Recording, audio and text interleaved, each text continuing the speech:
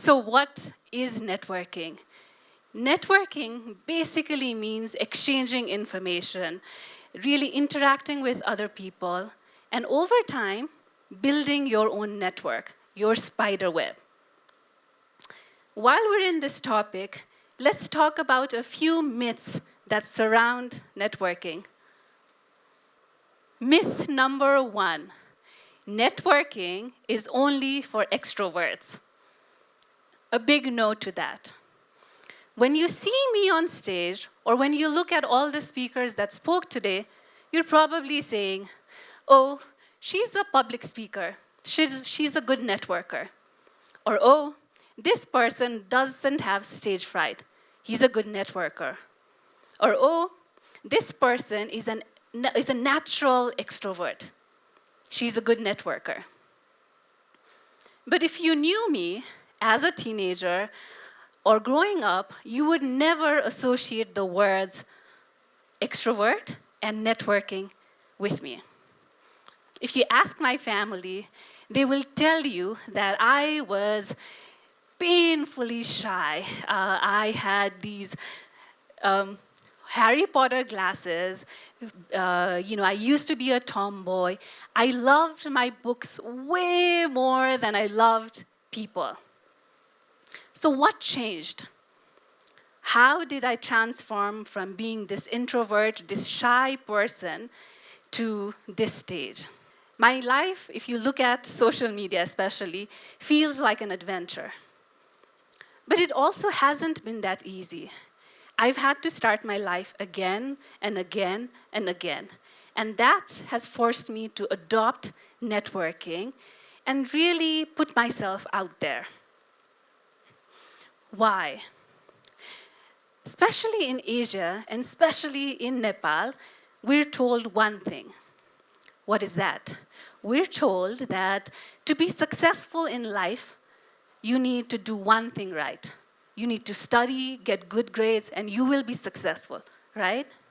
We're told that you should lock yourself in a room, study, get good grades, and everything will be fine. Unfortunately, that's not how real life works.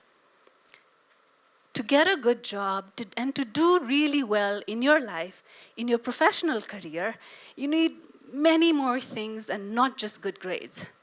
You need things like interpersonal skills, team management skills, conflict resolution skills, so many other things. And while we love our books don't teach us all of those things. We need to venture out in the real world, mingle, and learn these skills. And while we're sitting in Nepal, in rooms like this, networking doesn't even feel like it's important, right? Look around at the people in this room. Everybody looks like us. We have friends and family. We have a network. So we never feel like we need to go out of our comfort zone. We need to be talking to strangers. For me, my reality check came years ago when I went to the US as an undergrad student. After my first semester, I applied for internships. I had perfect grades. I was super confident. And can you guess how many offers I got for internships or even interviews? 0. Can you believe it? 0. I was frustrated, sad, but what I realized is I couldn't expect my life to be better by doing the same things I was doing right here. The reason I wasn't getting these internships is because nobody could vouch for me. Nobody really knew me as a person. I was just a name on a piece of paper, and that wasn't cutting it. So I remember the first time I had to talk to somebody, a non-Nepali, in college and introduce myself. I think I probably felt like fainting. It was so hard. But after a few of these awkward moments, I started pushing myself a little bit more. I joined a few clubs, I volunteered, I even became a math tutor. Slowly, people started knowing me. My professors knew me by name. Other people started knowing about me. And then things got better. I know a lot of people in the audience still feel like because they're introverts, it's hard for them to network, right? What I want to encourage a few things, all of you to consider are a few things. One, networking isn't really about who has the loudest voice or who has the biggest personality. It's actually all about staying authentic, being true to who you are as a person, but being able to articulate yourself. So my suggestion to all of you is be you. And even if you're quiet, be out there. The second thing I would love everybody to consider, networking is actually more about listening than speaking. So introverts, that's our strength, right? So again, leverage your strength and go out there. Number 3, I think the challenge with networking also is a lot of people want to do these big things, right? My advice, take baby steps. Go to a few events like this. Talk to 3 or 4 people that you don't know, and just get started. Myth number 2 that we'll tackle.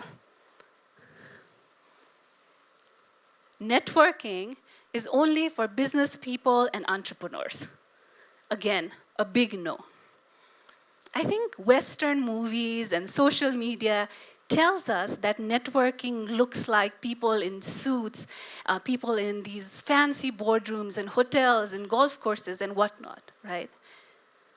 But my claim is that non-business people, people that are creatives and artists and doctors and whatnot, you need to be networking even more. So I encourage everybody to try that. The community that I built, the Great Nepali Diaspora, it was started 2 years ago with this very simple mission. How do we connect Nepali students and Nepali professionals around the world, connect them on a professional level, and how do we make them network with other Nepalis, right? So very simple mission, very simple idea, and networking lies at the heart of it. In the last 2 years, we've seen an incredible growth happen. 50 chapters around the world, thousands of members. We've done close to 130 events in the last 2 years. So exciting space. And our members are not just entrepreneurs and business people, but doctors and lawyers and researchers and PhDs and whatnot, and even students. Let me share a quick story. I've changed the name, but the story itself is true. Seema is a Nepali student, studies in the US. She actually just graduated a couple of months ago. I think her degree was in chemistry. She graduated from a wonderful college in the US. She had good experience in Nepal, and she was looking for a job. She had, I think, sent in hundreds of applications online. She had tried everything that she could think of, but she was getting no results. She was frustrated, sad, and for international students, I think there's this additional pressure because there's immigration issues to think about. Seema was debating her options. She had just a few more months to decide on the rest of her life. She was debating whether she should come back to Nepal, enroll for a PhD program, or whatnot. It turns out some of Seema's friends encouraged her to attend one of our networking events in the US.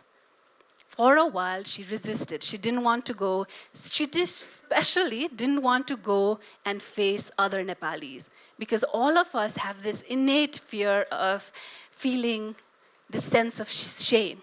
We don't want to ask other Nepalis for help, right? So she didn't want to go out networking, and especially she didn't want to go out networking with other Nepalis. I'm glad she did. because it turns out she met a lot of wonderful people at the event. One person in particular actually happened to be the hiring manager at a wonderful firm. Few weeks down the road, she ended up with a job.